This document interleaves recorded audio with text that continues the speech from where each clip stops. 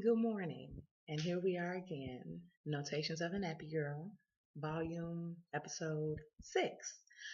Okay, today we're going to get deep into it. We're going to talk about love, or better yet, a person's perception of love. Really, what is love? A lot of people talk about it as if it's an emotion. Some people talk about it as if it's a thought process. At the end of the day, love is whatever you want it to be. It is however beautiful and bountiful you want it to be. But once again, just like life, it's multifaceted and it's multidimensional. And there is so much to be put into it, and yet there's so much to be taken away from it. Oftentimes, we give those four letters, LOVE, way too much precedent in our lives. Now, that's not to say I don't believe in love because I'm a hopeless romantic. I do believe that everybody should be in love at some point in their life. I just believe that you should be in love when you're ready to be in love. And being ready to be in love is not the ability to just give love to somebody. It's also being able to effectively receive love from somebody. With any union, everything is a two-way street. It's give and take. It's 50-50, regardless of your gender roles, regardless of your placement in your relationship, regardless of the type of relationship you have, heterosexual, homosexual, it does not matter. Love is love, and that's what it should be. If someone at church would tell you that God is love, then that means we embody love. The tricky part to it is there's another L word, lust, Lust. And a lot of times we get that mixed up with what love really is. That tingling in the pit of your belly, that happiness to see that person, that eagerness to touch them, be intimate with them, be around them. Now, these are all components of love, and you should feel those all for your mate, but they shouldn't be the only feelings that you feel. If the only draw you feel towards a person is physical or financial, you have a problem. Not so much as there's something wrong with you, go get help. It just means that you have a problem in here. You're not fully recognizing your love potential. And once you realize what your love potential is, you'll be able to give love more freely and more willingly accept that same love. Love is like a fragile piece of artwork. You can look at it, you can admire it, you can want to touch it and hold it and make it yours. But at the same time, you have to be willing to take care of it. You have to nurture it. You got to water it. You got to feed it.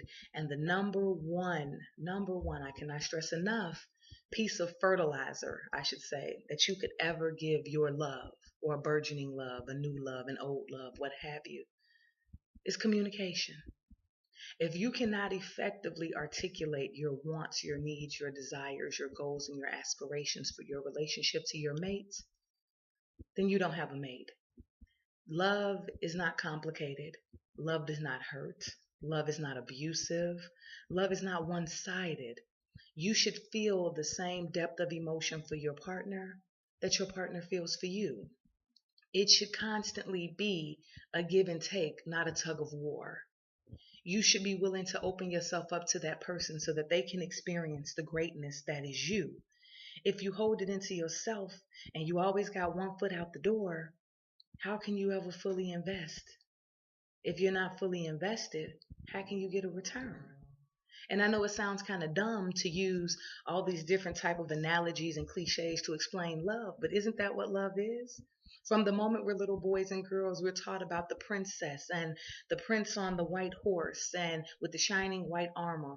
And each story further solidifies the fact that we as human beings are supposed to wait on somebody to rescue us, or are supposed to wait to rescue that proverbial damsel in distress. People, these are fallacies. I believe in destiny, yes. I believe in predetermination. I do think that what is meant for you will be. When I see stories in the news about people who've been married, divorced, married other people, 30, 40 some years later, they get back together and it's blissful. That that's heartwarming to me. It kind of makes me believe in love all over again because people tend to want what they want when they want it. I tell my son all the time that we are born into the microwave age where everybody wants instantaneous everything from food to clothing to cars and even to emotion. Most people fall in love with the ideology of being in love, There is a big, big difference. Just because you want to be in love and you want to have a mate does not mean you have the presence of mind, or the presence of heart, I should say, to accept that love when it comes your way. It may not come in the packaging you want. So throw out those preconceived notions of what your mate is supposed to look like, what they're supposed to dress like, what they're supposed to drive, and where they're supposed to work. All that is garbage. It will not fulfill you. It will not hold you at night. It will not keep you warm. It will not rub your back when you're sick. And it will not be there when you're down, if that is your approach to it. Love is like a new job. You have to walk in with your pen and pad, ready to learn, ready to be open, ready to be receptive. And once you do that, love will come around to you. You don't have to look for it. It will find you at the precise moment that it's supposed to find you. So, no, it's not about aesthetics. It's not about these crazy long lists of what your ideal is. The only person, or the only thing, I should say, the only organism that really knows what your heart needs is your heart. And it'll tell you, and it'll guide you in the right direction. But like I said, with the life type of thing, you only get what you put out there.